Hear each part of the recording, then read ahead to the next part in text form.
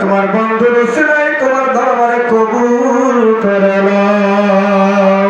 সম্পূর্ণ পৌঁছে মদিনার জমিনে মসজিদের পশ্চিম পাশে সবুজ রঙের গাছ নিচে দাঁড়িয়ে মায়ের বসে আছেন। ও দরকার নবী এতিম নবীর কত বড় সোনার মদিনায় পৌঁছায় দাও।